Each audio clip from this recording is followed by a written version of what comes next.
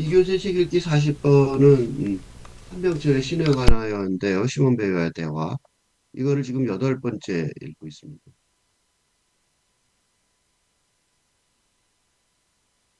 이번에는 탈근대 근대 감정과 정서 그리고 탈근대 정동의 비교 관해서 주로 이런 관점에서 주로 이 한병철과 한병철의 신문 베이의 일기를 읽을 텐데 인용을 한번 해보겠습니다.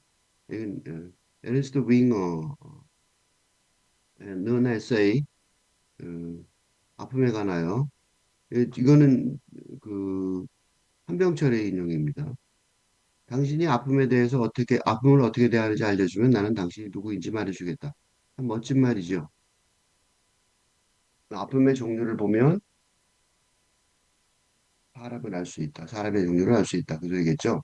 그러니까 아픔의 종류를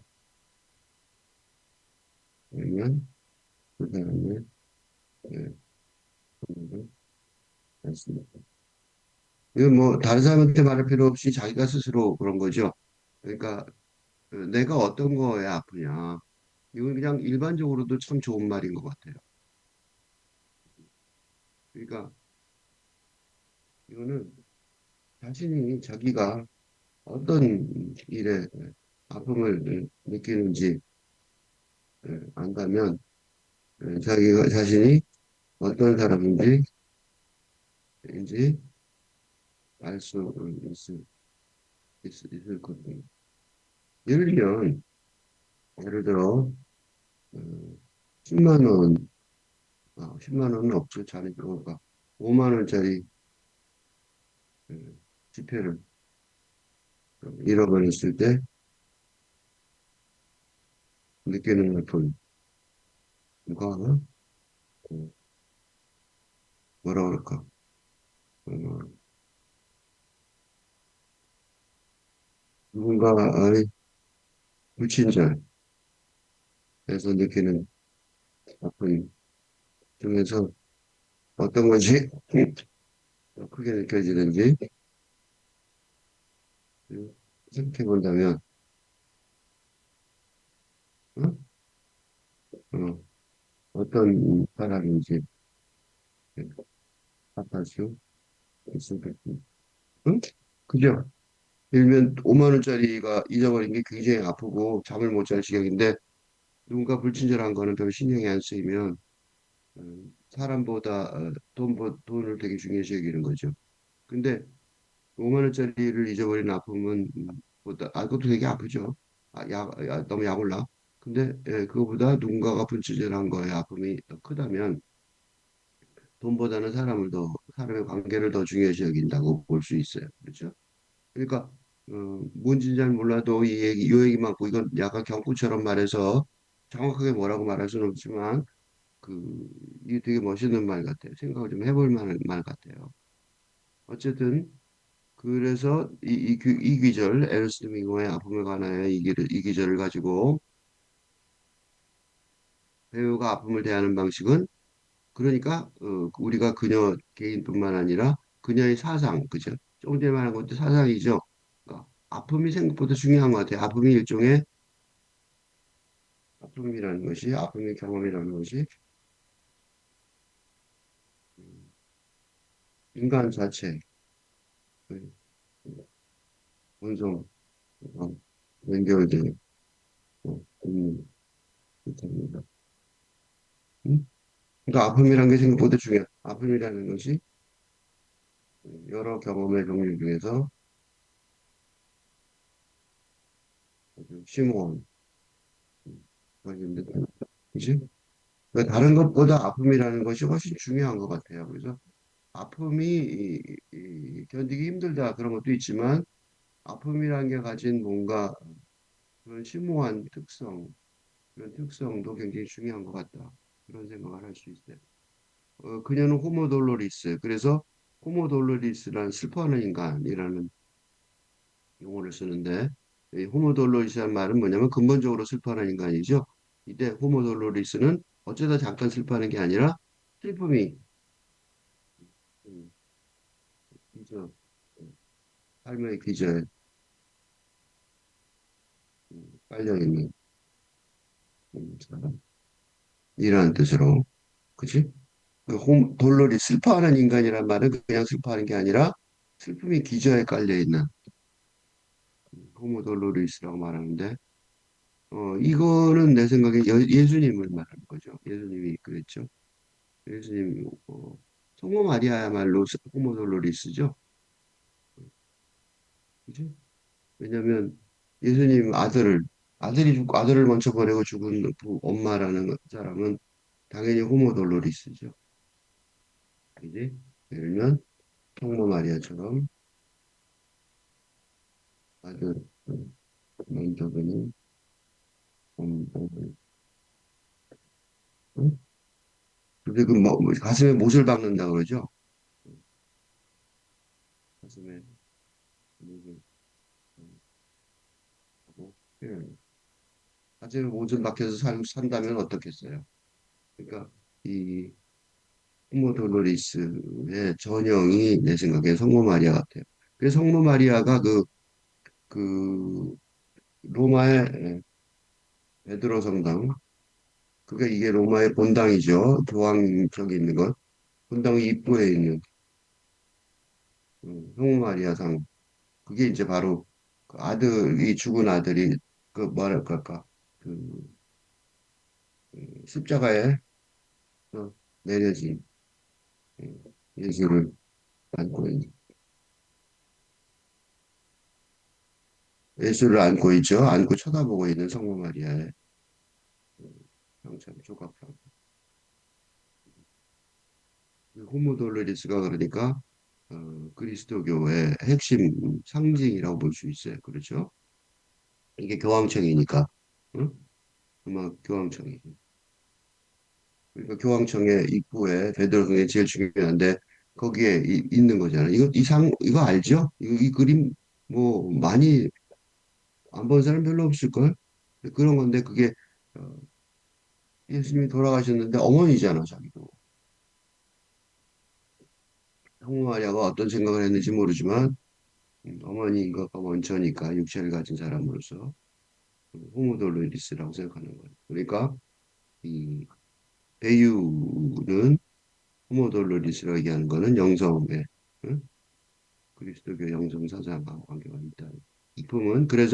아픔은 가장 깊은 내면뿐만 아니라 세계도 여는 열쇠라는 에르스트 윙어의 견해가 그런 거죠. 그러니까 아픔이라는 게 그냥 아픈 게 아니라 가장 깊은 내면이 뭐냐면 영성이겠죠. 그지?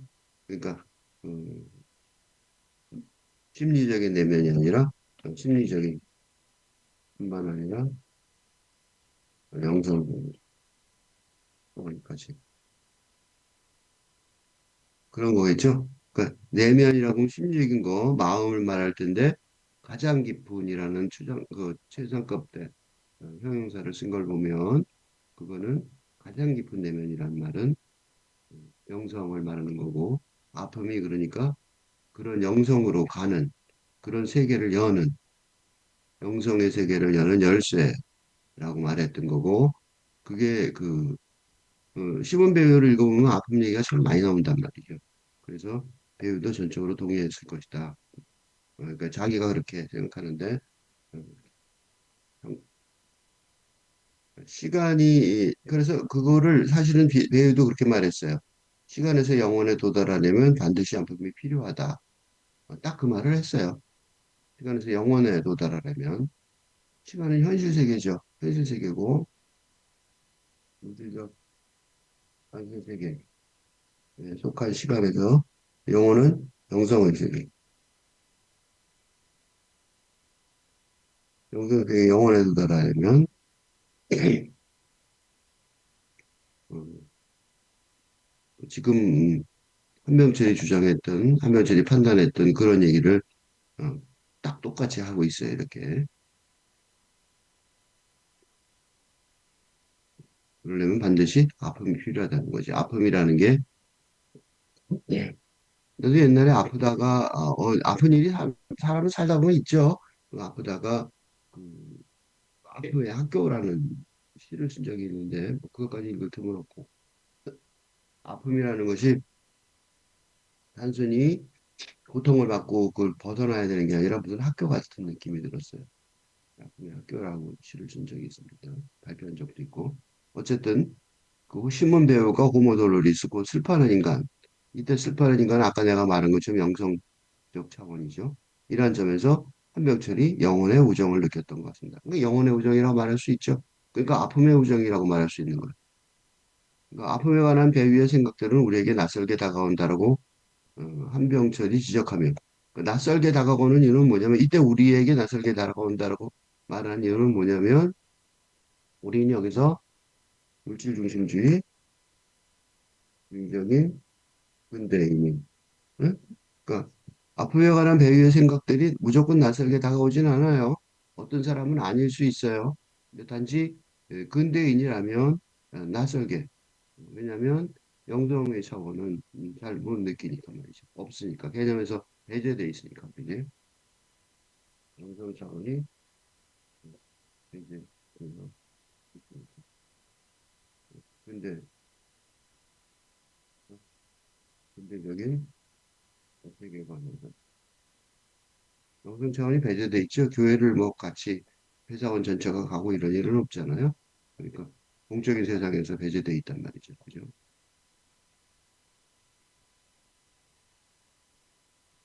그래서 언제 하냐면 국가 전체가 무슨 내가 옛날에 대한항공에 근무할 때 비행기가 하나 추락을 해갖고 많은 사람이 돌아가셨는데 그때 이제 공적인 상황 속에 말하자면 애도에 그러니까 장례식이 공적인 상황에 들어온 거죠. 그런 경우가 좀 이상했어요. 왜냐하면 그런 적 한 번도 없었는데 그러잖아요. 그래서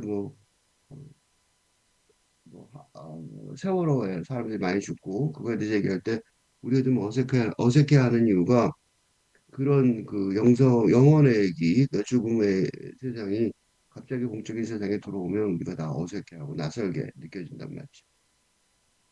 당신이 아픔을 어떻게 대하는지 알려주면 나는 당신이 누구인지 말해 주겠다는 에르스트 윙어의 분류법. 그게 일종의 분류법이에요. 어떤 분류법이냐면 이때 분류법은 분류법이라고 말했으니까 좀 설명하면 인간을 어떻게 보는 거예요?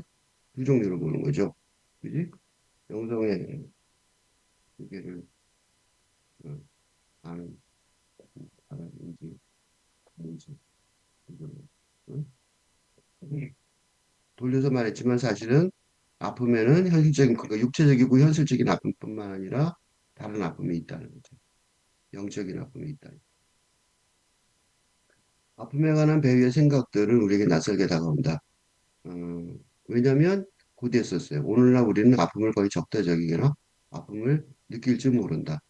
그러니까 아픔이라는 것에 대해서 어, 배우의 생각들, 영적인 차원에서는 이게 얼마나 차이가 많냐면 낯설게 다가올 수밖에 없는 게 아픔은 내가 아픔의 학교라고 그랬죠. 그러니까 영성 차원을 알고 알게 된 사람들은 어? 아픔의 학교라는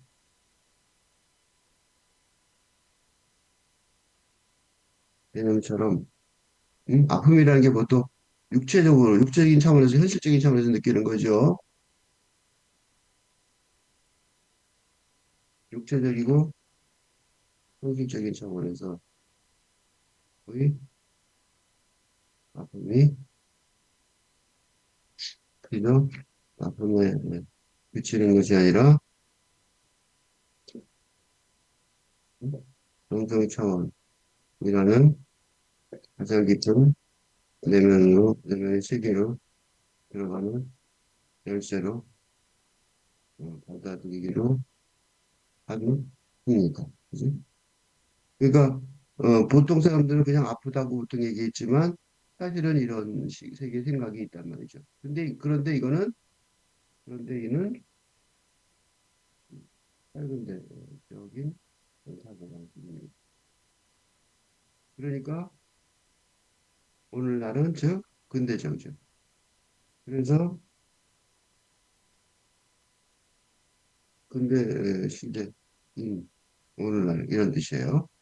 그런 근대 시대에서는 이 아픔을 뭘로밖에 모르니까 아픔을 왜 이렇게 보냐면 아픔을 육체적인 아픔으로만 얘기하니까, 그지? 아픔을 그러니까 물질 중심주의적이고 물질 육체 중심적인 근대적인 사고 방식에서는 어? 아픔이 뭐예요? 어, 물질과 육체에 대한 공격이 되므로 아픔은 뭐 다리가 부러지고 뭐 몸이 다치고 뭐 하여튼 아픔은 무조건 안 좋은 거죠. 부정적인 경험일 수밖에 없는 거죠, 그지? 어, 부정적인 경험, 그치, 이게 되니까. 그거 뭐 그래서 어디 더 가는 데가 없는 거예요. 그래서 거의 적대적이거나 아픔을 느낄 줄 몰라요. 그래서 아픔이 오면 당황하는 거죠. 우리는 모든 형태의 아픔을 배척한다. 그래서 아픔을 계속해서 배척해 온 거야. 고통공포증이.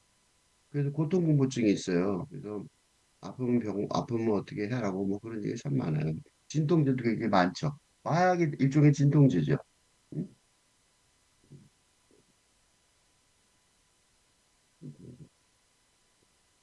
남용들.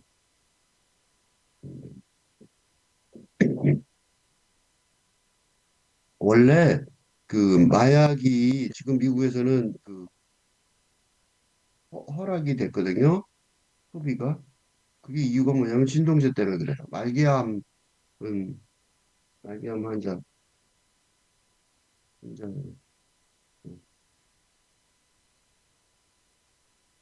보통 다스리는 이런 뭐 이게 이기 때문에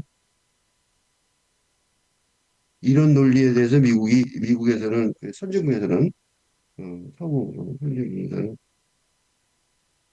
소비가 답답하죠.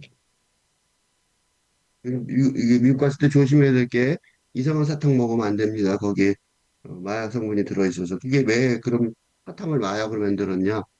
너무 웃긴다고 생각할지 모르지만 사실은 그게 아니라 말기암 환자들은 병원에 치료를 못 하잖아요.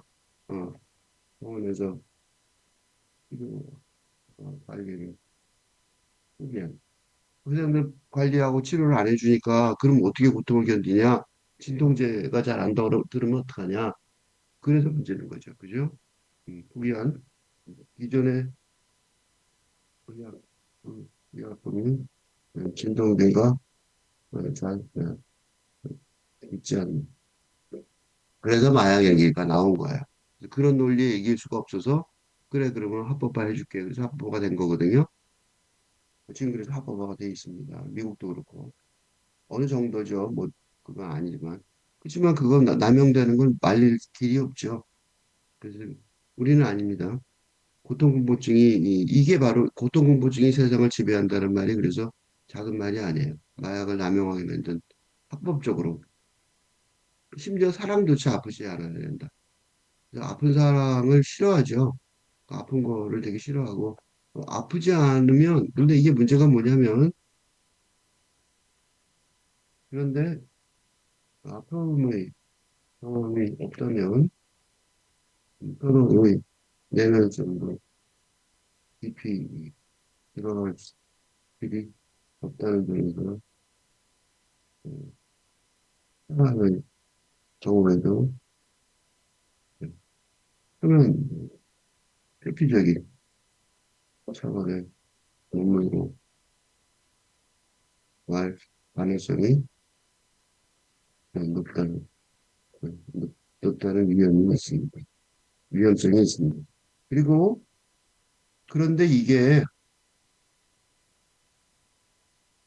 그런데 이게 뭐예요? 이런 게 진짜 현실로 드러나죠? 어디 드러나면 증거가 있는데 그게 결혼 그 증거는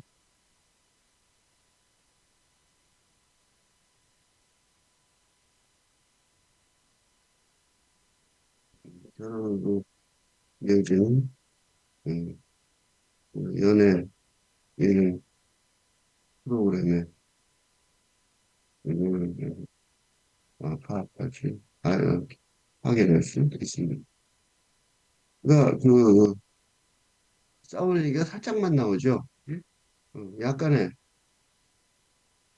갈등, 즉 진짜 아픔까지 그, 이 에스컬레이트 되는 뭐랄까 상승하는 갈등을 피하는 피하면서 누구나 편안하게 소비할 수 있을 정도 수준의 갈등만을 허용하는 음, 음, 프로그램의 특성은 예능 프로그램이죠. 그러니까 예능 프로그램이죠. 쉬면서 관객과 시청자가 편안하게 쉬면서 쉴 때 볼 수 있는 예능 프로그램의 특성을 잘 반영하고 있기 때문에. 그러니까 심한 갈등이 있을 리가 없어요. 그지? 왜냐면 예능이라는 게 쉴 때 보는데 막 심한 얘기하고 어렵고 힘들고 막 그러면 안 볼 거 아니에요. 그 예능 프로그램이 문제는 그 예능 프로그램이 그로 인해서 결혼까지 이어진단 말이에요. 진짜 갈등을 겪어보지 못한 거죠. 걱정되는 거죠. 응? 그러니까 음, 결혼 생활에서 경험하게 된 진짜 갈등, 응? 의 해결을 음, 나중에 또 해결책으로 나중에 경험하게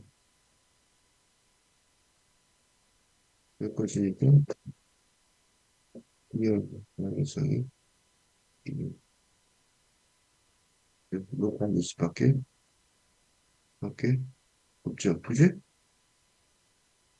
그리고 이런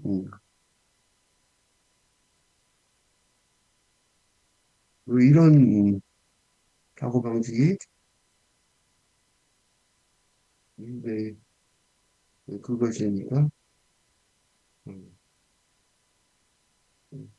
그런 건 이유는 실체가 이와 비슷하다고 판단할 수밖에 없습니다. 그러니까 그렇다는 소리예요. 갈등을 겪을 수 없는 거죠. 근데 회피적인 갈등을 넘어서는 넘어서는 관계는 음? 이혼으로 쉽게 이거 긴장관계가 이혼으로 쉽게 이어질 것으로 생각합니다. 어? 그 활동을 같이 겪어본 적이 없으니까, 그지? 갈등을 겪어본 적이 없으니까 당연히 쉽게 이용이 되겠죠. 그러니까 그 인간관계가 전부 그렇죠. 이게 문제가 뭐냐면 이게 이 시대 인간관계의 가장 큰 약점이라고 여겨집니다. 바로 이게 이 시대 사람들의 가장 큰 문제인 외로움의 근본 원인이라고 생각합니다. 또 그거 서로 갈등을 하지 않으려고 서로 빙빙 돌아서 말하니까 깊은 말을 할 수가 없잖아. 그러니까 그 외로움이 해소가 되겠냐고. 그게 이제 여러 가지로 나타나요. 미술과 음악도 비비를 맞추려는 강박에 빠졌다. 최근에 악동 어, 뮤지션의 음악이 어, 감동을 주는 이유가 어? 동생이 그지? 피코노머리 이름을 방콕했죠. 외로움을 해결하려는 오빠의 노력이 남겨있기. 음, 왜 감동을 줄까요? 그러니까 지금 위에서 보면 바로 그지? 표피적인 아픔이 아니라 그 동생의 아픔은 어떻게 됐어요? 영적인 차원에서 영적인 차원까지 에서의 아픔이라는 문제를 피하지 않고 이게 벽면으로 돌파해낸 결과물이라서 그래. 결과물이 이게 그냥 동생이라도 못하는 거죠. 그러니까 보통은 동생이고 가족이라도 잘 안 해주는 거예요. 그래서 집안에 이렇게 이런 식의 문제가 있는 사람들이 많아요, 생각보다 현재는. 근데 그 별로 나서질 못해요. 그거는 왜 못 나서냐면 그런 식으로 깊은 상황까지 해본 적이 없단 말이에요. 응? 그러니까 사랑하지 않는 것도 아닌데 못하는 거죠.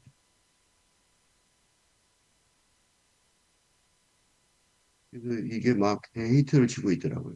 그러니까 뭐가 문제인지 사람들은 느끼는 거예요. 해결해 주고 싶은 건 느끼는 거죠. 근데 다시 뭐냐면 모든 것이 소비 및 체험 포맷으로 매끄럽게 가공돼요. 그러니까 지금 내가 말한 이 깊은 갈등은 매끄럽게 가공될 수가 없죠. 거칠 수밖에 없어요. 거칠고 울퉁불퉁하고 정확하게 해결되지 않고 뭐 그런 거예요. 그지? 그래서 강렬함은 아픔을 일으키기 때문에 모조리 깊이 들. 강렬함은 다 피하는 거죠.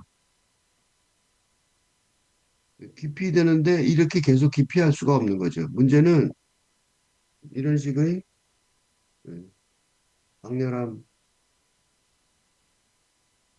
깊이 풍조가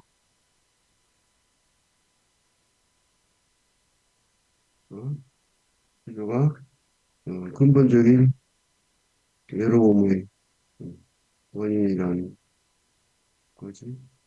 문제. 응? 피한다고. 그러니까 인간관계도요. 결국 갈등이 있을 수밖에 없어요. 이 사람이 서로 사는데 어떻게 해요? 근데 그런 갈등을 어, 점점 더 그러니까 인간관계에 있어서의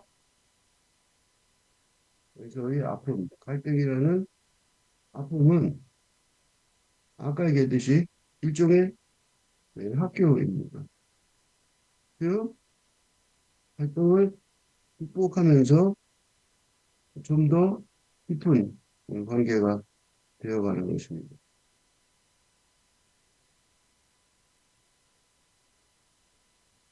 구체적으로 말하자면 육체적인 관계에서 정신적인 관계로 그리고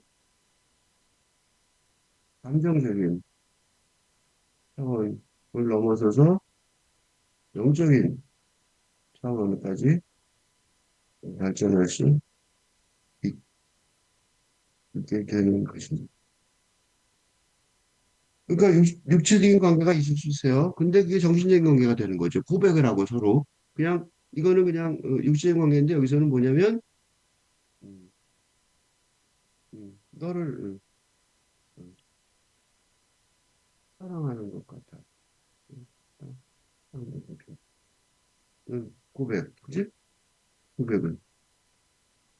그 다음에 열정적인 관계가 되고, 열정적인 사랑. 음, 열정적인 사랑은 뭔지 아세요? 물질적이고, 현실적인, 난관을 무시할 수 있게 되는. 그런 거 별로 안 중요해. 그게 열정적인 사랑이라는 거죠. 영적인 차원은 뭐냐면, 그보다 훨씬 넘어서는 거죠. 이게 왜 중요하냐면, 그래서 이런 영적인 차원의 관계라는 것은, 또, 그, 예수를, 순교라는 행위에서처럼, 음, 대부분의 어, 난관을, 난관을 문제가 되지 않을 정도. 정도의 유통 나포 평소에는 음, 음, 음. 갈등이 없으면 이런 식으로 발전이 불가능하다는 거죠. 근데 강렬함은 아픔을 일으키니까 뭐 조금만 아프면 다 피하는 거죠. 근데 이 강렬함 조금이라도 강렬함이 아픔이 되면 이제 그거 갖고 사회적 이번에 스타벅스의 그 5.18 양상 그것도 그래요. 물론 아픔이 있긴 하지만 굉장히 심한 아픔은 같지는 않은데 그거 갖고 난리를 이제 정부까지 그것도 그래요. 너무 내가 그게 아니라 잘못됐다는 게 아니라 그러니까 정말 정리해 보면 스타벅스의 음, 홍보 실수를 결정하는 음, 정부 대통령을 맺어서 정부의 행위가 어, 아픔의 이 단계를 고려하지 못하는 것 같습니다. 그러니까 어느 정도냐, 어느 정도의 차원이 아프냐. 지금 내가 얘기했죠. 이 물질적, 현실적, 뭐 정신적, 뭐 감정적, 영적 그랬죠. 그러니까 이런 거예요. 5.18 당사자들 있죠. 음, 광주에 광주 사태 5.18 피해자, 피해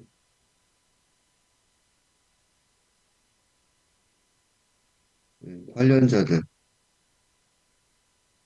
관련자들에게는 영적인 차원에서의 아픔이겠지만 이게 그런 공격, 그런 아픔을 기르는 공격의 행위가 아니었기 때문에 응? 그와 무관한 그와 그 직접 관련이 없는 관계자들도 그런 식의 아픔을 겪었다고 그다는 반응을 보이는 건 무슨 다소 과다한 행위라고 여겨집니다. 지금 선거 때라서 그런데 그래도 그런 식으로 하면 선거에서 솔직히 불이익이 올 것 같아요. 적당히 해야 되지. 그걸 적당히 할 줄 모르는 것 같아요.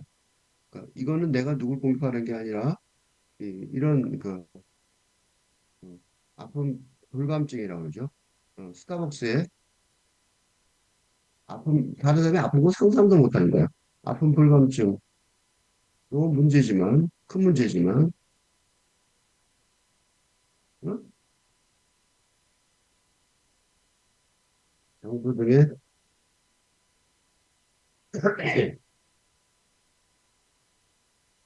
아픔 아픔 뭐라 그럴까? 아픔에 관한 무지, 그치? 단계, 아픔의 단계에 관한, 응? 아픔의 차원이나 단계에 관한 무지도 큰 문제라고 생각합니다. 그런데 무슨 문제든지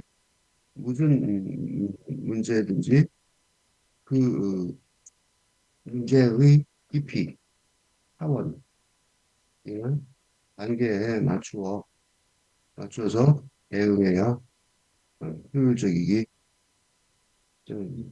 그러니까 문제가 작은데 너무 큰 반응을 하는 과정을 한다는 정부가 너무 요란한 것 같아요. 어? 그렇게까지 할 필요가 있나 그런 생각이 들어요. 그러면 그게 무슨 일이 벌어지냐면 부작용이 생겨요. 그래서 야당이 신난다고 지금 부작용 그래갖고 뭐 그래서 정부의 과도한 대응 때문에 야당이 공개적으로 스타벅스를 옹호하고 나섬으로써 6.3 선거에 부정적인 영향을 초래할 가능성이 높아지고 있습니다. 이번 선거 특징이 뭔지 아세요? 이번 선거의 특징은 음, 음, 윤석열 옹호 때문에 야당이 당연히 참패해야 할 선거인데 여당의 바다 바다 반응으로 자신의 투표율을 깎아먹는 이상한 자해행위를 계속 함으로써 팽팽한 태도가 되어가 중요합니다. 왜 스스로 어, 망하는지 알 수가 없어요. 점점 그러고 있어요. 가만히 있으면 되는데 왜 이런 식으로 해갖고 자기는 손해보고 있는지 알 수가 없어요. 생각이 없는 건지 모르겠어요. 이런 이제 공포의 단계, 아픔의 차원에 관한 단계, 이거 굉장히 중요해요. 이게 그냥 단순히 내가 지금 왜 정치 얘기를 갑자기 했냐면 갑자기 한 게 아니에요. 이게 어머나 개인적으로 아프고 뭐 그런 얘기하는 줄 아는데 그렇지 않아요. 현실에서 되게 중요한 거예요. 돈벌이도 중요하다니까 사실. 응? 정치에도 중요하고 그래서 내가 정치 얘기를 일부러 했습니다. 그래서 좋아요가 현재 진통제로서 그러니까 사람들이 이걸 잘 모르는 거죠. 진통제가 돼버리니까 아무것도 아프면 안 된다고 생각하니까 문제가 뭐냐면 아프면 안 된다는 게 좋은데 누가 알리는 그렇지만 문제는 그 삶 자체가 소비에 적합한 형태를 띠고 모든 깊이를 모든 응축함을 상실한다는 거 모르는 거지 이걸 모르는 거예요. 그 정부도 모르는 거야. 그래서 스타벅스가 그런 행위를 했어. 그건 정말 나빠. 그리고 화를 내고 아파. 막 그러고 얘기하는데 사실은 뭐예요? 얼마나 아픈지의 계산이 없는 상태로 막 반응을 하니까 쓸데없이 너무 강하게 말하게 됐단 말이야. 그지? 더 중요한 거는 고통공포증은 신에게 다가가는 길을 봉쇄한다는 거예요. 이게 신에게 다가가는 길을 봉쇄한다 그러면 멋있는 말 같지만 쉬운 말은 뭔지 알아요? 이게 뭐냐면 고통공포증은 음, 근대의 정부가 대변하는 고통공포증은 음, 신에게 다가가는 길, 즉 영성 차원을 영성 차원의 고려를 음, 근본적으로 생각하지 못하게 한다는 점에서 어, 그러면서 대부분 큰 실수를 거꾸로 하게 하는 경향이 있습니다. 예를 들면 이거 하나만 더, 큰 예니까 하나만 더 예를 들면 미국의 트럼프,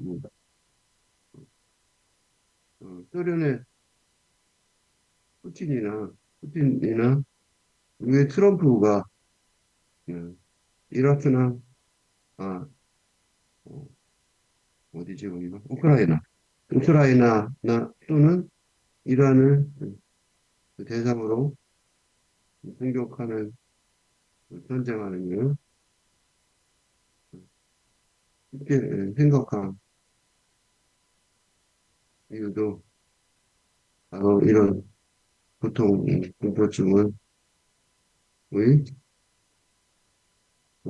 한계를 제대로 계산하지 계산하지 못했기 때문입니다. 이게 실수한 거예요.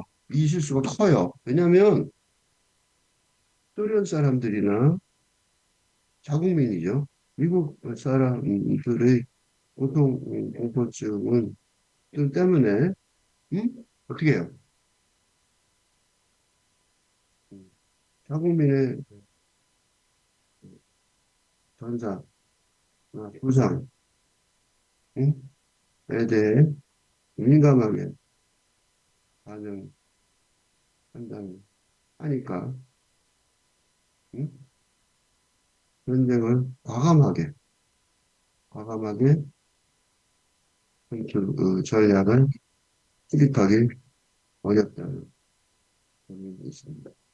그러니까 이라크도요 미군이 상륙해야 된대. 그러니까 즉 요건데 미군은 이라크에 이라크 영토를 침략할 수 없습니다. 군대인들 왜 침략을 못해요? 많이 죽을 테니까 많이 죽으면 미국 사람 가만 안 있을 거거든. 안 된단 말이에요. 그죠? 응? 그러니까 국민들의 고통공포증이 심각하단 말이에요. 그러니까 안 되는 거예요. 더 문제가 뭔지 아세요? 그러나 우크라이나, 나, 이란은 응? 정교회, 그리스도 정교회나 이란, 이슬람 본토죠, 여기가. 어? 이란은 영성, 종교적인 영성의 힘이 아주 강한 국가들이라서, 아니, 그들이에요. 그러니까 뭐예요? 보통의, 아, 이런 영성력 차원의 예, 도전을 받으면 보통을 무시하는 결과, 무시하는 태도를 보일 것이라는 사실은 전혀 고려하지 못했기에 이들 나라들의 음, 양보를 항복이나 음, 큰 양보를 얻어내기 어렵다는 사실을 생각하지 못하는 것 같습니다. 왜냐하면 자국민의 고통을 거치고 인류 보편적인 현상이라고 착각했기 때문에 몇 명 죽으면 자기네들도 놀래갖고 안 한다고 그러겠지 이렇게 생각한 거야. 그 미국 사람들이나 소련 사람들이 그러는 거지. 그래서 이라크가 어떻게 하는지 아세요? 최근에 러시아 러시아 국민들한테 막 공격해요. 드론 같은 걸로. 이란을 어떻게 하면 되는지 아세요? 나중에 진짜 심해지면 미국인들을 막 공격하면 돼. 미국 본토에다가 응? 이란 사람들이 드론 같은 거 몰래 들어가고 막 뉴욕 한복판에다가 막 폭탄 터뜨리고 그러면 가만 안 있을 거예요. 미국 사람들이 미쳤냐? 왜 이렇게 되게 만들었냐? 이럴 거란 말이죠. 누가 더 불리하냐면 소련이나 미국이 불리하다고. 뭐 때문에 불리해요? 하루 이 고통공포증 때문에 불리한 거.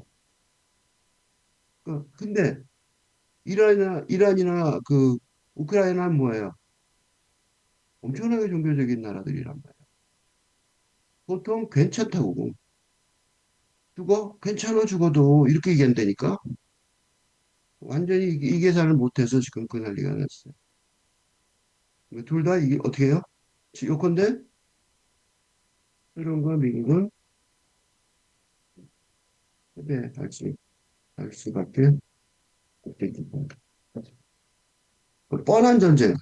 너무나도 컨트롤을 너무나도 쉽게 승리할 것 같은 음, 느낌이 들었겠지만, 음? 물질적 차원의 음, 고통 공포증, 이런 정책 차원의 음, 어, 고통, 음, 이것이 음, 심리, 음, 여기까지 고려하지 못하는 가람, 못했던 가람, 음? 어떻게, 응? 그 사람들은 고통 신경 안 쓴다고. 그러니까 그 조그만 나라가 이기는 거예요. 이걸 좀 더 이론적으로 설명하면 인간 경험의 4단계 담론으로 설명할 수 있는데, 음, 근대 시대의 감정과 정서하고 탈근대의 정동을 구별할 수 있어요. 고통을 두 개로 나눌 수 있는 거죠. 근대 세계관에서는 어, 실험 과학이죠. 과학에서처럼 이념을 중심으로 육체 물질 차원이 대상이에요. 실험 대상이죠. 그러니까 이런 게 기준으로 하면 객관적 연구를 해야 되는데 거기에 방해가 된다고, 방해가 되겠죠. 그래서 주관적인 거, 주관적인 그 감정과 정서는 억압했어요. 그리고 영성 차원은 배제해버린 거죠. 빼버린 거예요, 아예. 영성 차원은 없어요. 공적 차원에서는. 근데 이제 탈근대 정동에서는, 탈근대 사회에서 정동 차원으로 표출되는 영성 차원. 그러니까 정동이, 그 감정이, 고통이 중요해진 거예요. 감정이 고통이죠. 고통이. 이런 탈근대 세계관에서는 그 육체 차원의 물질 차원을 복원하는 사상 차원이라고 볼 수 있어요. 굉장히 다르죠. 이 4단계 담론을 아픔에도 적용하면 근대 세계관에서는 어, 그, 지금까지 근대 세계관이죠. 플러스 마이너스 이분법적 논리 구조를 감정과 정서에도 그냥 적용을 해버렸어요. 그래서 어, 일상 소비에서 불편함을 없애는 게 편의점이죠. 컨비니언스 스토어. 그러니까 이름이 편의점이 뭔지 아세요? 불편한 걸 없애는 거예요. 마이너스를 없애는 게 편의점이에요. 또 죽음과 삶, 아픈 질병과 아픈 데 없는 건강 등의 이분적 사고를 기초화한 거예요. 그거 병원 가면 어떡하냐면 어디가 아파요 그래. 아픈 거 다 고쳐줄 것처럼 얘기하죠. 다 고쳐줍니까? 아니에요. 못해요. 통증 클리닉이 생긴 거야. 그래서 통증 클리닉이 생긴 지 얼마 안 됐어요. 90년대 넘어서예요. 그러니까 통증 클리닉까지 고쳐내겠다 그러는 거예요. 이게 이제 마약까지 등장하는 거예요. 마약을 인정하는 데까지 온 거예요. 바로 이것 때문에. 그래서 근대 감정과 정서는 부정적이라는 점에서 아픔과 고통의 회피 노력을 중요시 여겨요. 그래서 아까 보통, 응? 보통 회피증? 보통, 뭐라 그러지? 고통 공포증? 공포라고까지 보죠. 이라고 말하는 이유가 이건 부정적이라는 거죠. 그치? 부정적인 거. 그래서 영적 차원이 배제가 됐으니까 왜 아파야 되는지 잘 모르는 거죠. 아픔의 궁극적인 이유가 없어요. 그래서 물질적이고 육체적인 세계에 국한은 아픔에 대비되는 감정이에요. 영적 차원의 아픔은 아예 없어요. 그러니까 고려하지 않는 거예요. 그러니까 물질적으로 물질적이고 육체적인 아픔 세계만 그것만 생각하는 거예요. 그러면 뭐라고 말하냐면 이거를 기쁨이 아니라 웰빙. 그래서 웰빙이라는 단어가 이상하게 왔다 갔다 하는 이유가 아픔은 기쁜 게 반대가 아닐까 싶지만 웰빙이라고 말한다니까. 그래서 웰빙이 뭐냐면 기쁨이 아니라 아픔을 회피하고 고통이 없어진 쾌적함, 쾌적함을 말해요. 그래서 떤 좋은 곳 있죠. 무슨 뭐 리조트 이런 데 말할 때 쾌적하다고 말해요. 여긴 기쁜 일이 있어요가 아니야. 쾌적하다고 말하는 거죠. 이게 근대 감정과 정서의 특징이라. 우리는 이 속에 살아서 잘 모르는 것 같아요. 이거를. 근데 그래서 여기서 홍명철도 뭐라고 말하냐면 웰빙이라는 단어를 강조해서 써요. 지금 우리의 좌우명은 웰빙이다. 웰빙이 뭐냐고 생각 안 하잖아요. 웰빙이 영어로 뭐예요? 웰빙이죠. 웰빙. 지금 존재한다는 건데 잘 존재한다는 거죠. 지금 잘 있다 이거야. good, I'm well, I'm good 뭐 이런 거죠. 그지? I'm well, I'm good, 응? I'm fine 그거죠. 이거 다시 말하면 well, good, fine 이거야. 응? 그지? 근데 아프면 페인이죠, 페인. 페인이 그냥 fine 하면 되나? 반대가 그건 아닌 것 같죠. 근데 세계는 안락하고 쾌적한 곳이어야 한다고만 생각하는 거예요. 편안하세요? 뭐, 그래서 침대, 뭐, 침실에 뭐, 이불 같은 게가 좋다. 뭐, 그런 식으로 많이 얘기하잖아요. 그죠? 그래서 그걸 가져다 주는, 그게 행복이라고 생각하고 그걸 가져다 주는 행복. 그런 행복이 그거예요. 웰빙의 행복이에요. 근데 그 행복을 유지하는 기본적인 건 뭐냐면 아픔을 피한 거죠. 그래서 아픔을 피해야 되고 아픔을 피하지 못하면 불행해지는 거죠. 이 진통사회라고 그래서 얘기를 했고 헉슬리의 멋진 신세계가 바로 그런 얘기예요. 어, 디스토피아를 말하는 거죠. 디스토피아.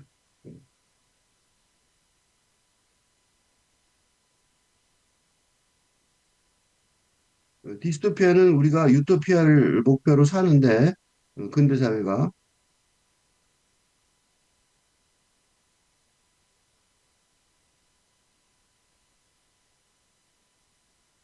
음,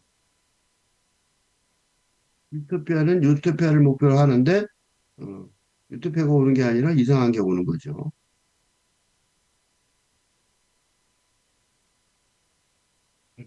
그 멋진 신세계의 가장 큰 특징이 바로 아픔은 없는 거야. 그래서 모든 욕구가 즉시 충족되고 어떤 것도 아프면 안 되고 그래서 이제 소비와 쾌락으로 사람들을 마취시키는 그리고 행복은 약 같은 걸 먹어서 강제로 행복감을 위해서 약을 배부려요. 그 약을 먹게 한다고.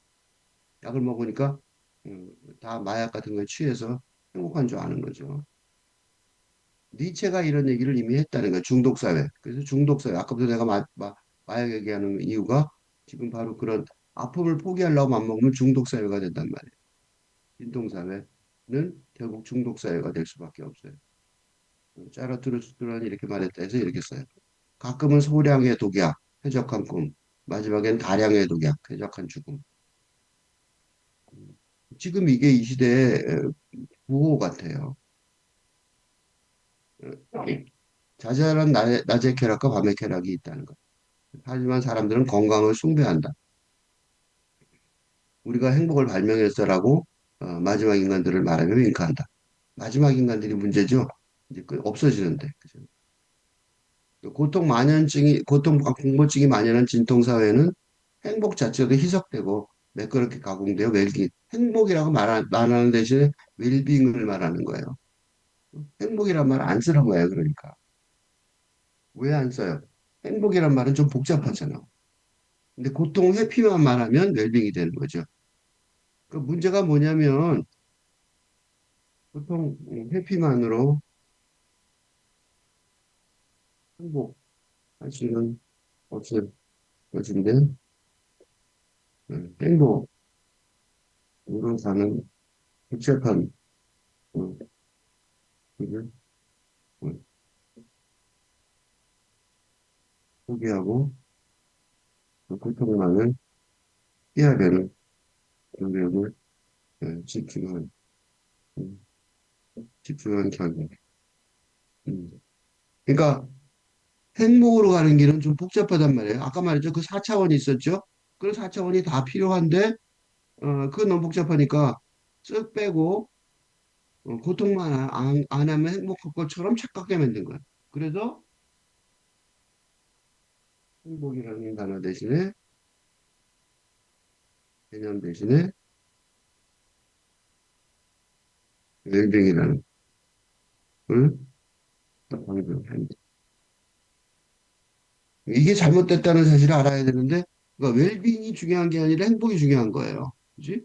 한마디로 말하면 너무 쉬워요. 왜냐면 웰빙이 아니어도 아주 행복할 수 있기 때문입니다. 가장 대표적인 뭐예요?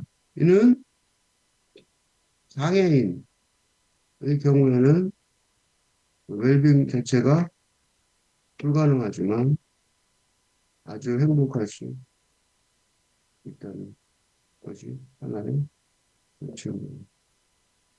그러니까 건강이 다 뭐 모든 게 다 I'm fine 안 해도 된단 말이야. 별로 안 중요한 얘기란 말이야. 그러니까 잘못된 사고방식이라는 거를 쉽게 알 수 있어요. 근데 보통 생각을 안 하죠. 깊은 행복은 근데 여기서 지금 이 한명철도 아는 거죠. 깊은 행복은 깨어져야만 가능하다. 즉 뭐로 가능해요? 어떤 아픔을 통해서. 그지?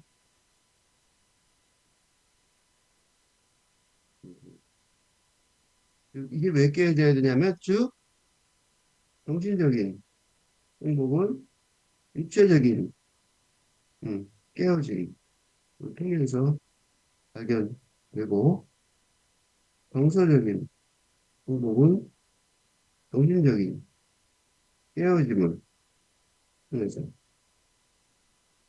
그러니까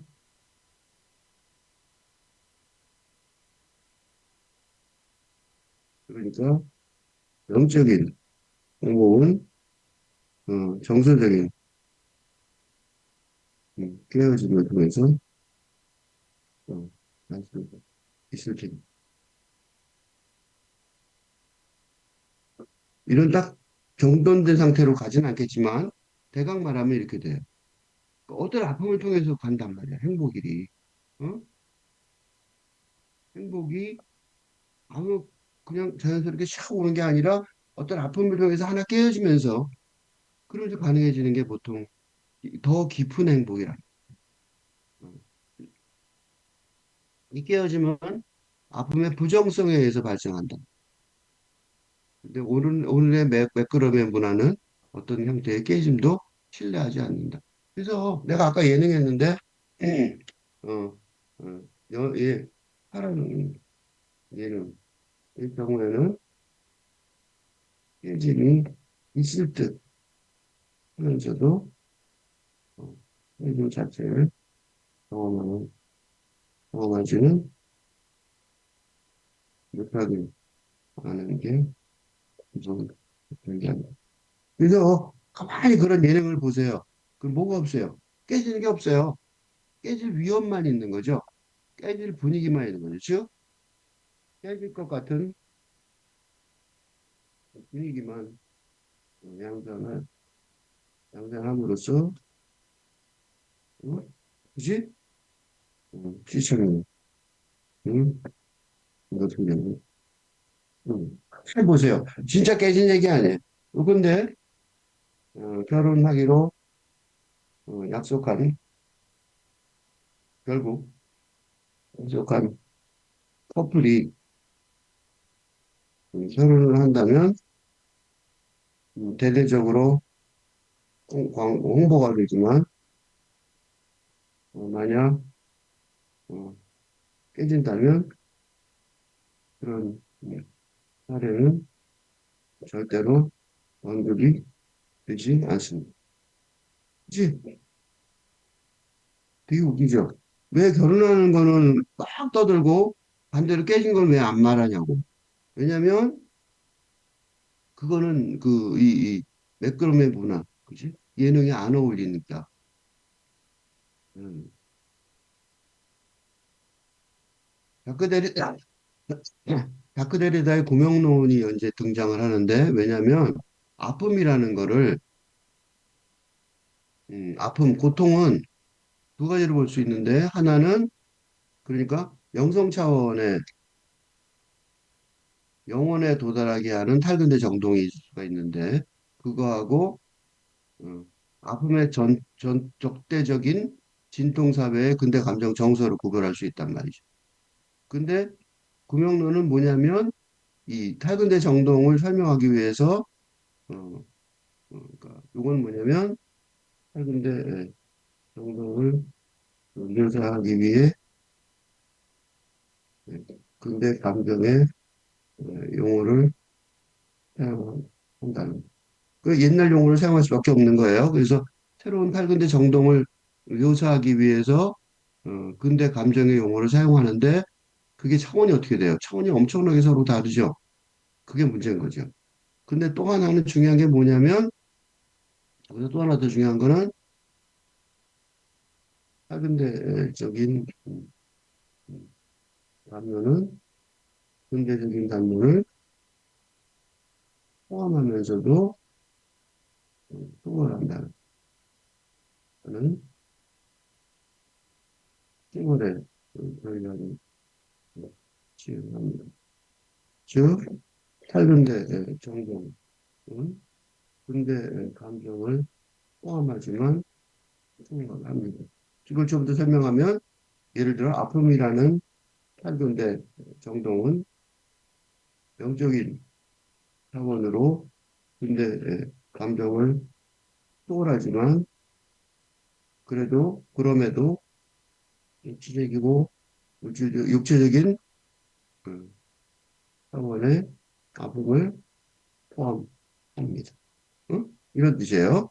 그러니까 팔근대적인 정동은 육체적인 차원, 육만을 가지고 있는 게 아니에요. 그걸 갖다가 포함하지만 초월하는 거죠. 그래서 뭐라고 설명하냐면 근대 사회에 희석되고 매끄럽게 가공되어 웰빙이 된 물질의 행복을 포함하는 거죠. 그렇지만 아픔으로 그것이 깨져야만 가능해지는, 즉 초월하는 거죠. 그런 영성 차원에 이르게 하는 탈근대 사회에서 깊은 행복이란 탈근대 정동의 길로 구별할 수 있어요. 그러니까 근대적인 행복은 물질적인 행복이고 그거는 아픔이 없는 웰빙이라고 볼 수 있어요. 그지? 이게 근대 사회의 거예요. 그런데 이게 탈근대 시대에는 그게 깨어지는 거죠. 아픔으로 깨지는 거 초월하는 거죠. 그래서 요것만으로 끝나는 게 아니고 깨져서 아픔을 겪어요. 이때는 아픔을 안 겪었죠. 아픔을 피한 거죠. 그러니까 아픔을 경험을 피한 이거는 그러니까 아픔의 경험을 피하려는 게 근대 사회의 행복의 공식이에요. 어? 그런데 아픔을 겪는 거죠. 겪은 다음에 그걸 초월해요. 왜 초월하냐면 영성 차원에 이르게 하려고. 그럼 무슨 일이 벌어지냐? 깊은 행복에 이를 수 있다. 깊은 행복.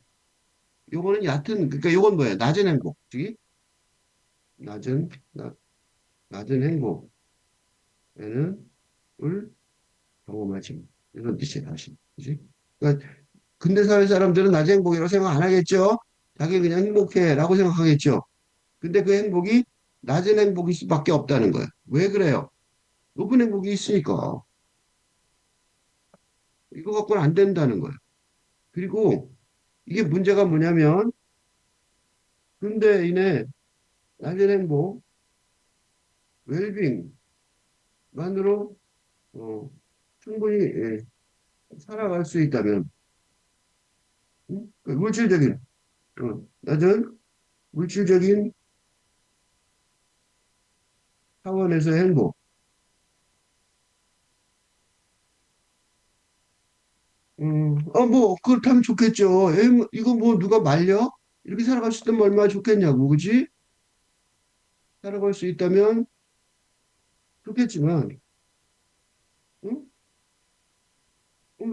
안 말린다고 이렇게 살아가시라고 그런 사람도 있어요. 그래서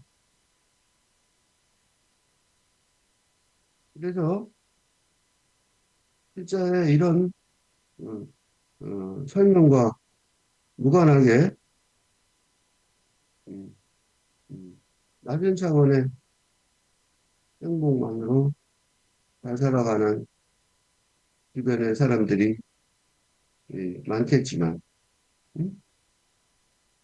문제는 뭐예요?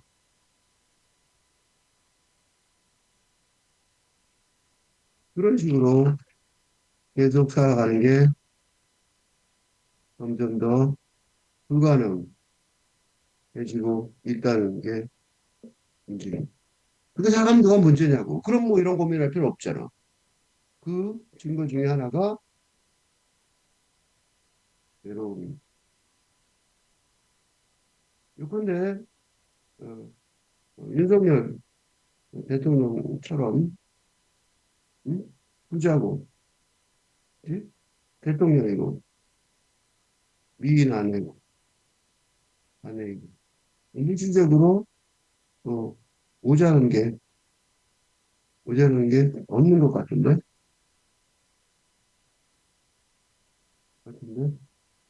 어, 자기 삶을 총체적으로 망치는 침묵이 있겠다 어, 가능했습니다. 왜 그랬을까요? 뭔가 결정적으로 부족했기 하다고 판단했기 때문입니다. 머리 아픈 사람도 아니에요. 어? 검찰총장. 똑똑하고 소문났죠? 네. 이게 대표적인 사례죠. 이런 거 많죠? 이런 거 많아요. 이게 너무 많단 말이죠. 왜? 러시아 푸틴이나 미국의 트럼프도 비슷한 사례입니다. 왜 난리야? 그치? 도대체 뭐가 부족해서 응? 인류를 큰 위험에 빠뜨릴 이거 뭐를 미친 짓을 하는지 당황. 그렇습니다. 무슨 소리야? 웰빙. 이거는 절대적으로 부족하다는 말이에요. 그치?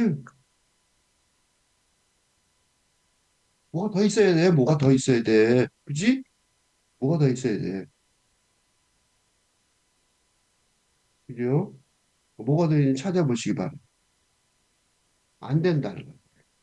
그래서 이런 얘기 하는 거.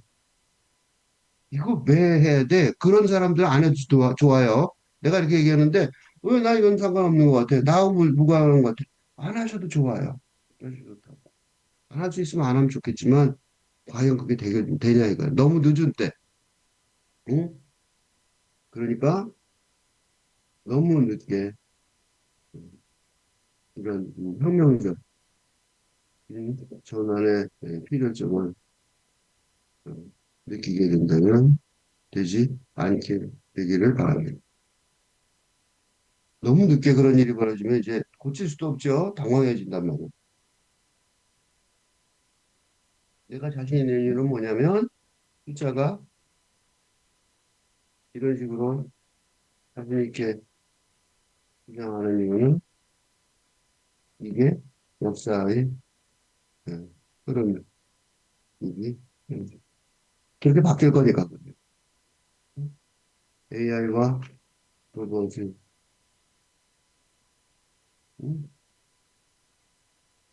전면적인 등장이 또 하나의 뭔가 그런 것 같아요. 그거는 다른 데서 설명을 많이 했으니 그만할게요.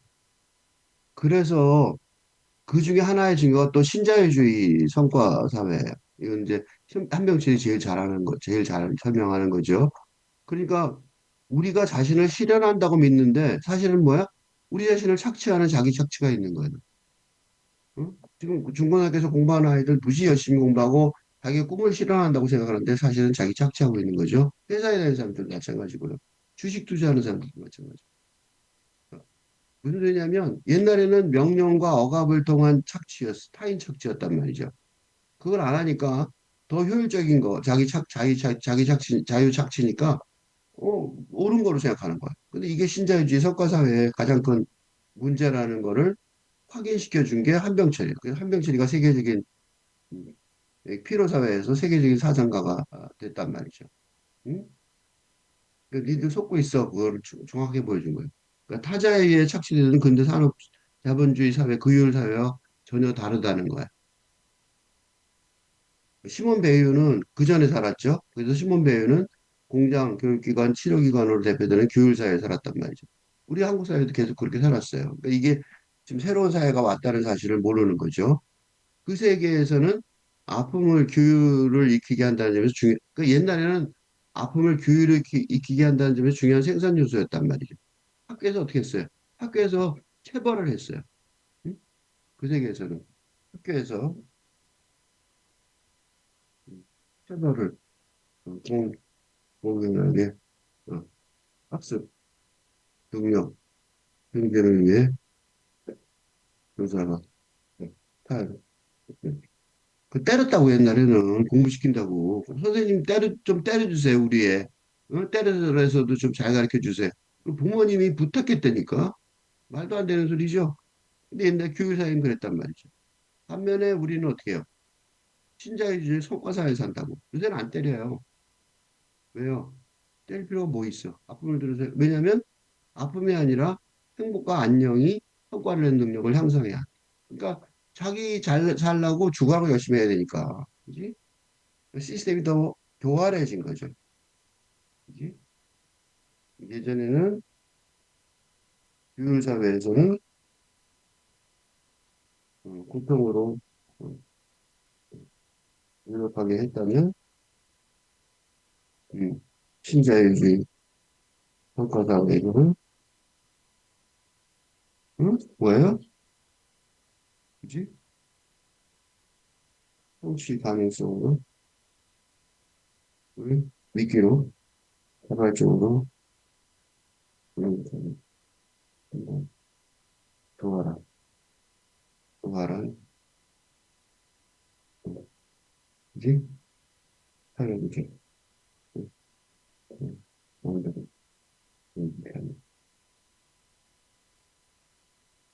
서로 노동자들끼리 이번에 그 삼성에서도 그 임금 협상하고 협상이 끝나는데 쟤들끼리 싸우죠. 노동자들끼리. 이게 바로 이런 성과사회, 신자유주의 사회 특징이에요. 니네만 성과를 냈냐 이거죠. 감정은 그래서 감정은 어, 노동 속도를 늦추기 때문에 규율 사회에서는 억압당했어요. 감정 표현하는 걸 막았지만 신자유주의 사회에서는 거꾸로 이것도 자원으로 착취되고 있어요. 그래서 감정이 생산 과정에서 중요하고 소비에서도 중요해요. 왜냐하면 어떻게 감정을 소비하냐면 스토리텔링으로 서사를 답지한 상품을 일으키는 감정. 그러니까 예를 들면 스토리텔링을 해주는 거야. 아, 이걸 하면 그게 특징 중에 하나가 지금 아까 얘기한 그거예요. 어, 그 스타벅스를 공격하는 일이에요. 감정으로 스토리텔링을 하죠. 이게 뭐야? 정치에도 이용하는 거야. 그지? 너 화났어요? 그 화를 이용해서 자기 득표율에 도움이 되려고 공격하는데 문제는 공격을 하려면 그 계산을 제대로 해야 되는데 계산을 제대로 못하니까 어떻게 해요? 너무 심하게 공격을 하더라고요. 잘 모르면 좀 쓰지 말지 무기를.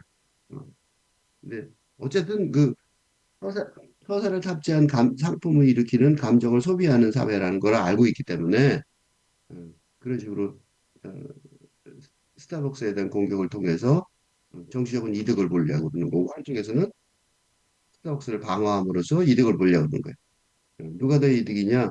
내 생각에는 야당이 여당의 실수를 통해서 좀 더 이득을 보는 것 같아요. 선거가 점점 더 박빙이 돼가고 있어요. 그래서 스토리텔링이 중요해지는 거죠. 스토리텔링이 내놓는 매물이 뭐예요? 감정이죠? 어? 그러니까 이 스타벅스는 뭘 잘못한 거야? 광고가 스타벅스의 원죄는 단순한 광고가 스토리, 어, 감정을 창출하는 스토리, 셀링을 응? 구글하는 사실을 몰랐어요. 그래서 광주 사태 의 스토리 텔링과 연결된다는 직결된다는 생각도 못했죠. 될 거거든요. 걔네들은 그런 거 왜 이 난리야 그럴 거예요. 어? 근데 그거는 순진하다고 말할 수 없어요. 음. 그렇다고 스타벅스가 목표를 순진하다고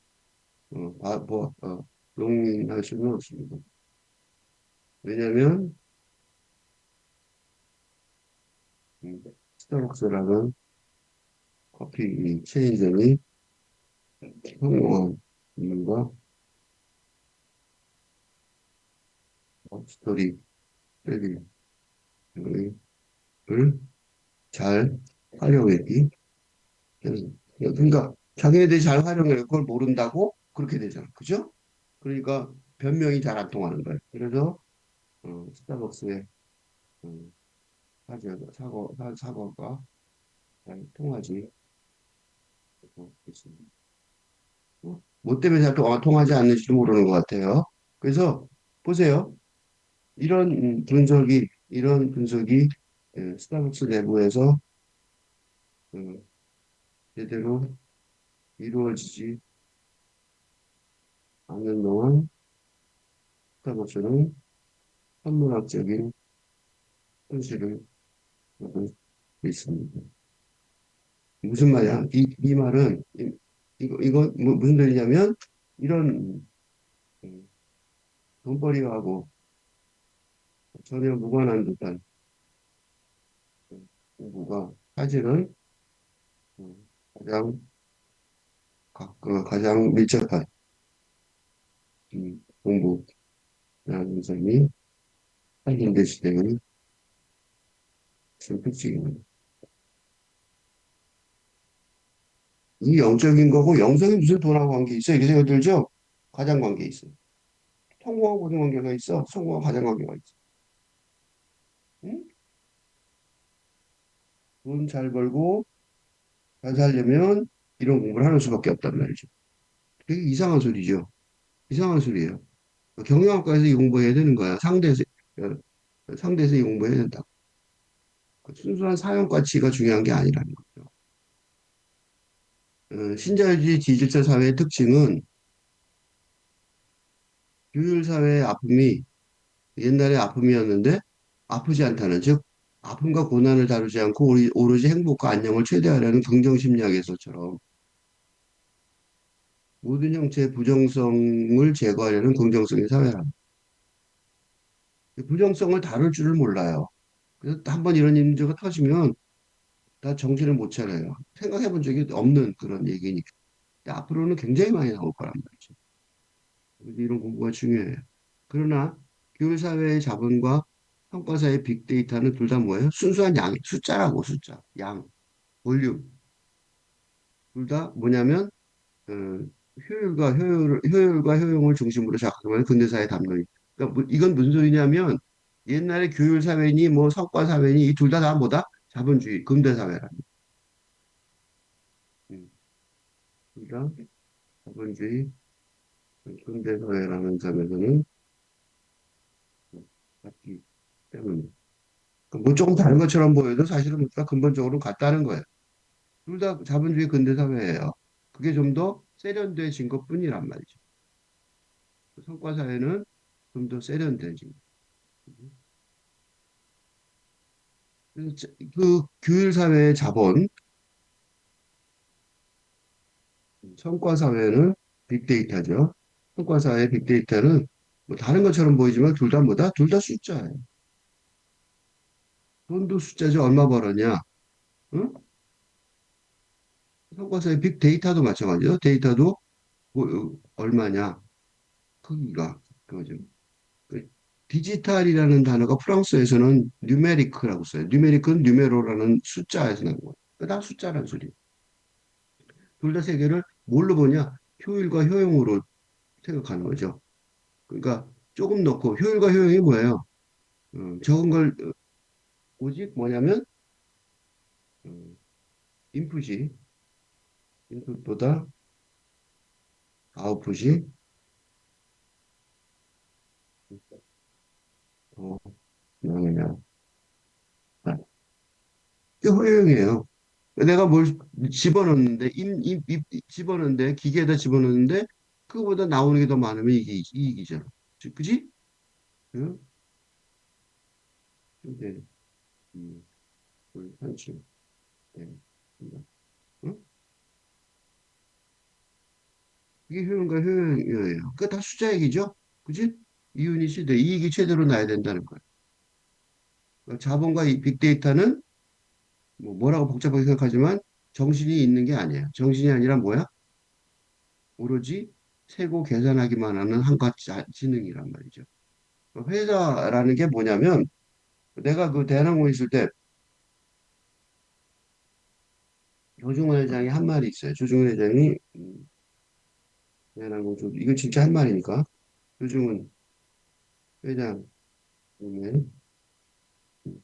정책관 쓴 마침이 언제는 대부분 이론이라도 될수 없습니다. 시작하라. 대강 이런 거예요. 어느 취지, 그래서 어느 취지에서. 그렇지. 타겟에는 이론이라도 더 벌었어. 그럼 되는 거야. 물론 이론은 상징적인 말씀이죠. 근데 이제 협상하러 다니면 내가 협상하러 다닐 때 보면 결제판 보면 결제판에다 사인하지 않고 그냥 쫙 길게 쫙 폼나게 이렇게 가로질러서 뭘 써놨는데 써는 내용은 딱 이거 하나야. 자본가로서 당연한 거. 회사가 이건 거예요. 그 회사에서 성공하려면 어떻게 하면 돼? 1원이라도 더 벌 수 있는 거를 다른 애들보다 옆에 있는 경쟁자들보다 1원이만 더 벌게 하면 되는 거야. 옆에 들은 100원 버는데 나는 10,000원 벌면 내가 출세하는 거예요. 간단해요. 근데 이 정신, 실제 정신은 그런 거냐고. 그지? 그러니까 이 그 자본주의 정신하고 달리 음? 이런 근데 자본주의의 물질주의적인 물질적인 정신만이 정신을 리가 없습니다. 실제로 정신은 그지? 뭐야? 다른 차원. 실제로 정신은 그런 숫자만 세는 거 순수한 양과 그거 하고 관계가 없단 말이에요. 왜 멀리 하냐면 인간경험의 다른 차원이 더 중요하기 때문입니다. 특히 정신에 있어서는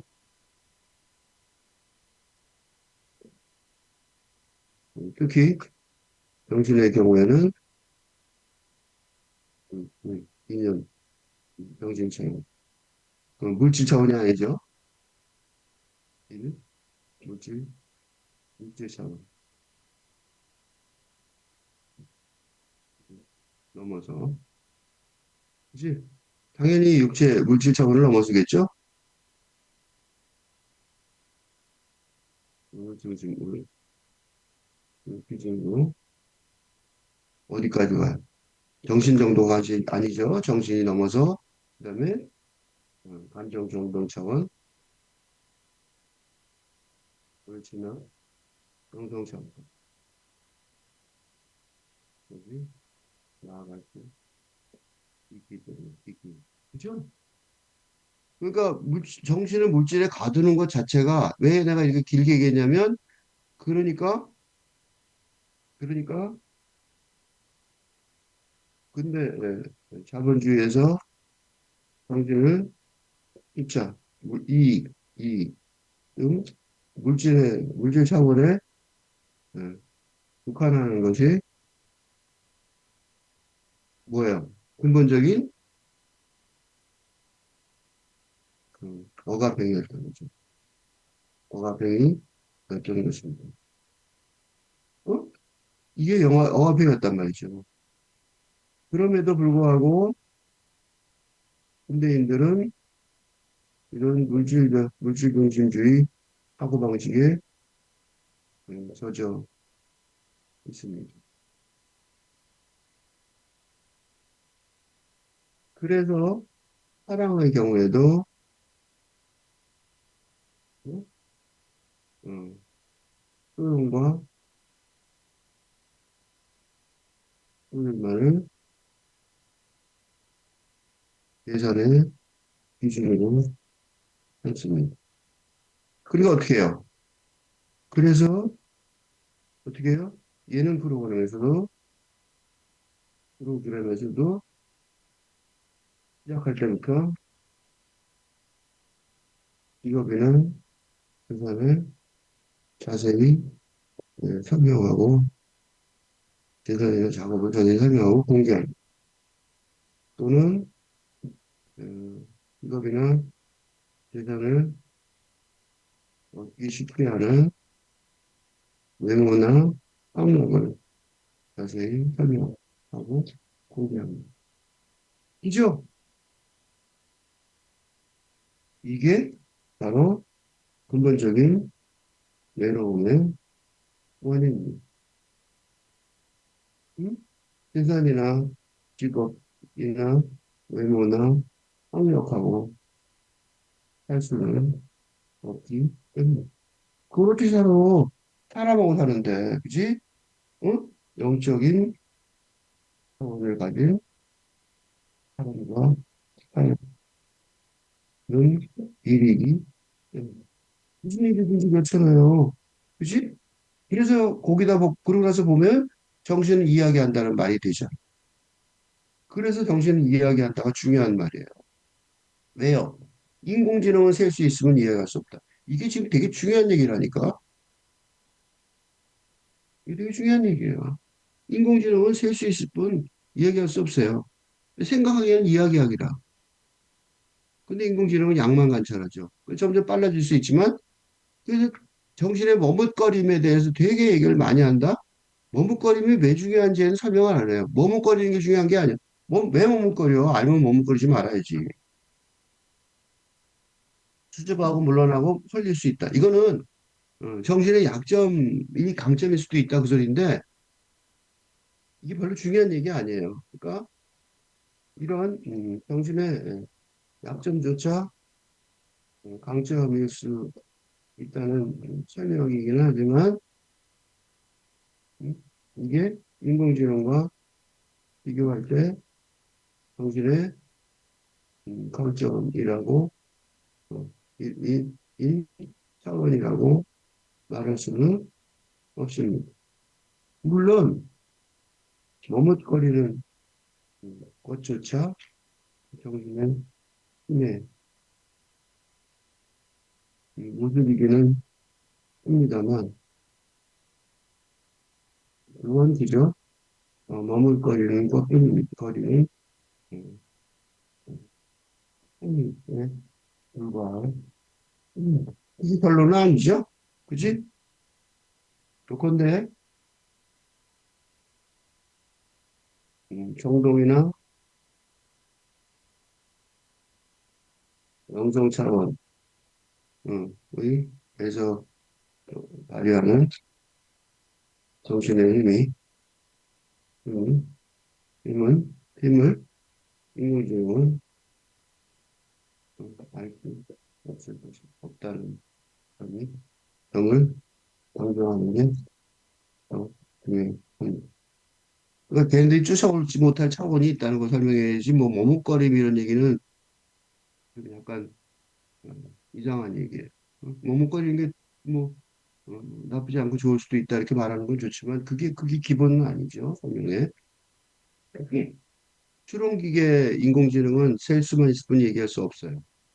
그러니까 밑에 썼죠? 정동인, 이 감정이라고 그랬죠. 정동을 모른다는 거죠. 정동을 모른다고 설명했는데 그게 뭐 수줍음, 열망, 설림 이런 것만 있냐? 좋은 것도 많잖아요. 괜히 나쁜 것만 슬슬 설명했어요. 그래서 에너스트 빙어의 에세이 F에 관하여를 읽지는 못했지만 당신이 아픔을 어떻게 대하는지 알려주면 나는 당신이 누구인지 말해주겠다는 그의 선언을 둘러싼 한병철과 시몬 베유가 말하는 아픔이 뭐예요? 영성 차원을 표출하는 정동, 상대 정동이라는 거. 응? 그 얘기를 한 거예요. 그래서 이렇게 말해요. 아픔은 육체가 된 진실이다. 진실이 뭐야? 무슨 진실이야? 육체가 된 영적인, 정동적이고 영적인 진실이. 갑자기 진실이 왜 나왔냐면 육체 차원이 아니라 정동적이고 영적인 진실이라는 거. 응?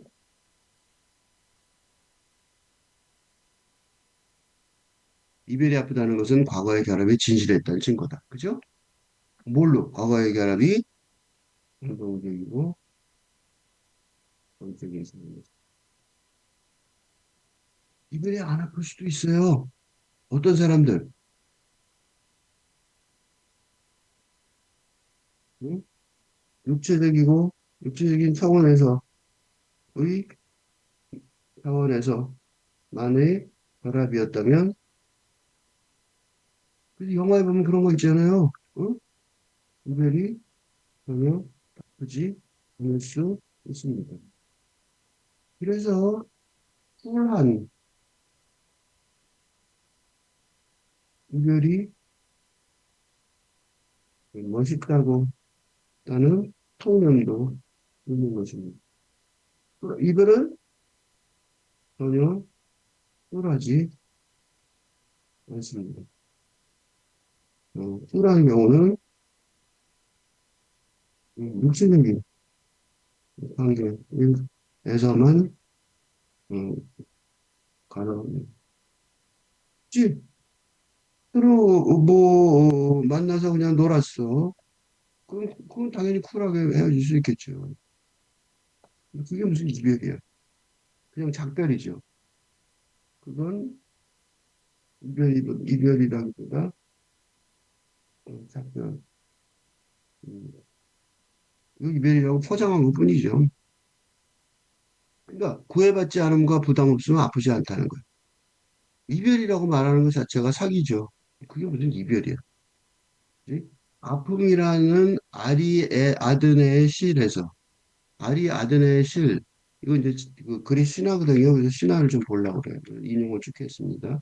아리아드네는 그리스 신화에 나오는 공주인데 그레타 왕의 미노스와 파시파의 딸이에요.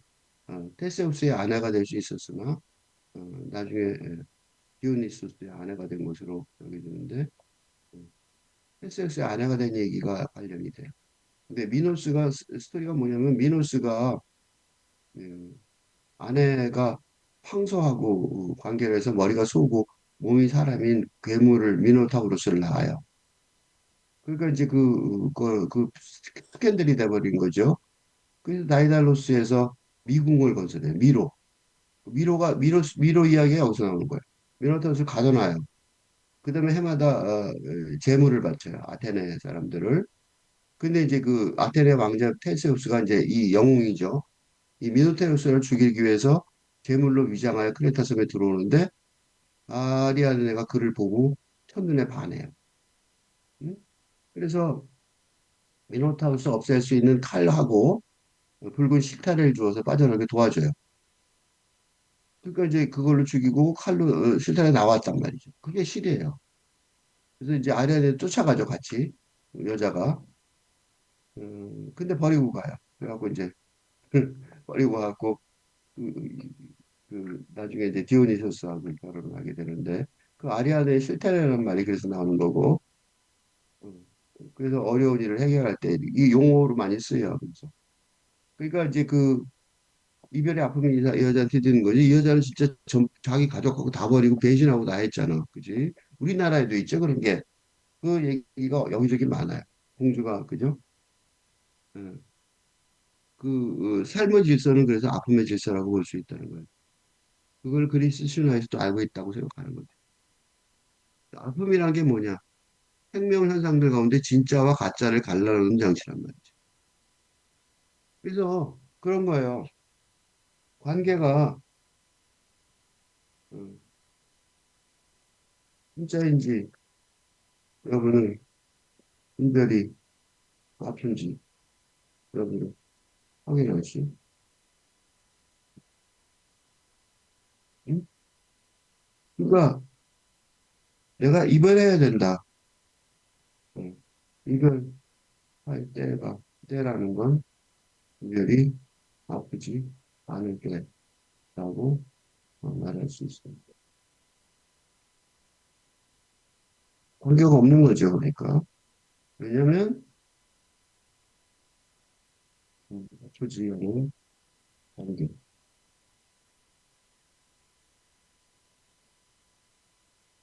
되어버려서는 말이기 때문에. 그지?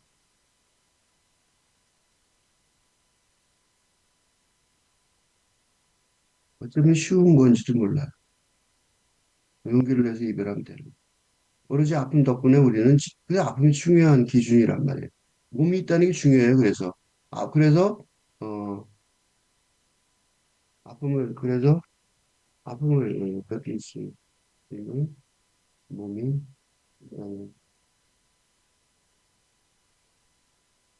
있다는 사실.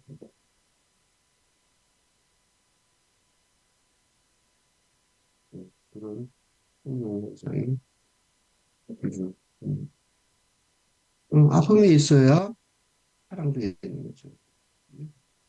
뒤집어 말하면 그렇게 되는 거죠. 아픔이 없으면 우리는 총체적인 무관심에 빠지는 거죠. 아픔을 못 느끼게 하니까 요새 젊은이들이 무기력해지는 거예요. 생기를 불어넣고 날개를 다루는 아픔의 힘을 알아야 된다.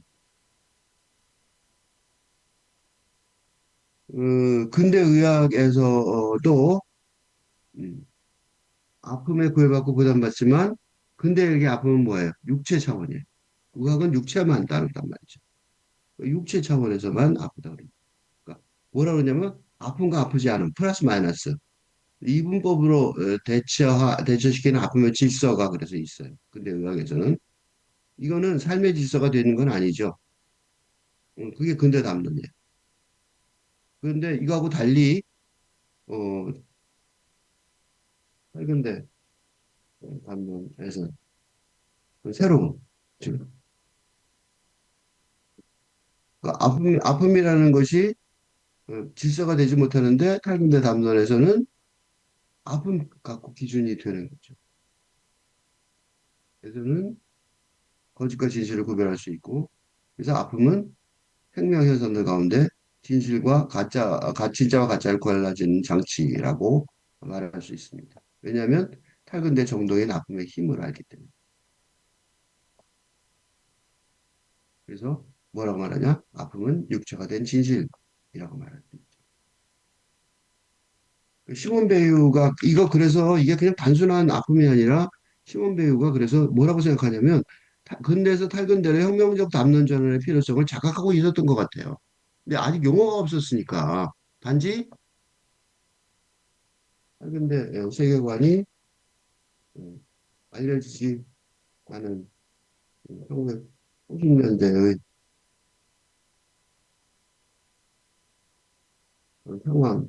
상황이었기에 뚜렷하게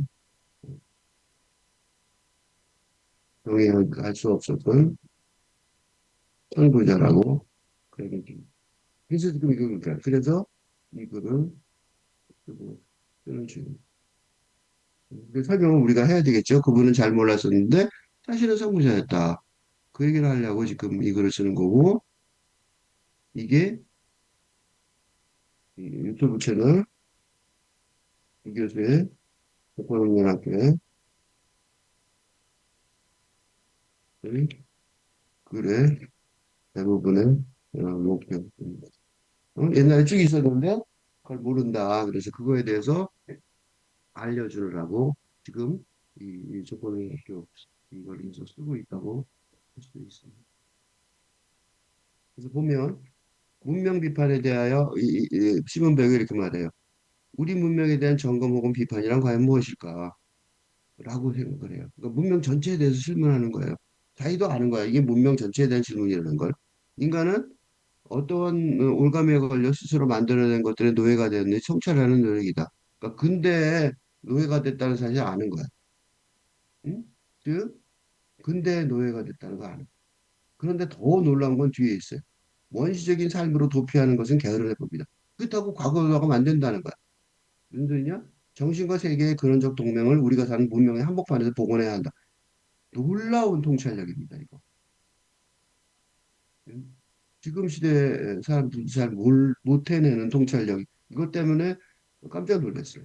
얼마나 대단한 사람인지 알 수 있었어요.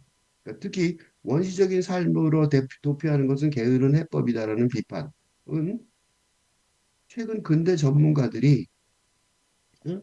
근대 담론의 유토피아 미래상의 제시가 불가능해지니까 뭐라 그러는 줄 알아요? 과거에 대한 노스탈지아를 문제 해결책으로 제시하는 회계적 담론에 대한 비판이. 그러니까 지금도 하고 있어요, 이런 식으로. 옛날에 그래서 과거 얘기 참 많이 해요. 어? 역사가 답이 있다고 했죠, 그러면서. 근데 시몬 베이가 이미 말했어요. 그거 안 된다는 거야. 그럼 어떻게 해야 되냐? 정신과 세계의 근원적 동맹을 그러니까 뭔가 새로운 거를 우리가 사는 문명의 한복판에서 복원해야 한다는 거야. 새롭게 만들어야 된다는 거야. 이건 무슨 소리야? 영성차원과 연결된 타겟의 정동의 아픔이 국제적 차원에 국한한 근대 담론 정서의 아픔을 포함하면서도 초월하듯, 응? 그건 얘기했잖아요, 방금. 그래놓고 근대 담론을 포괄하는 탈근대 담론의 미래를 일인 혁명의 방식으로 추구해야 된다라고 얘기하는 거예요. 이 길 이미 했어요. 놀라워요. 응? 놀라워요. 여기까지 하겠습니다. 토론할 거 있어요?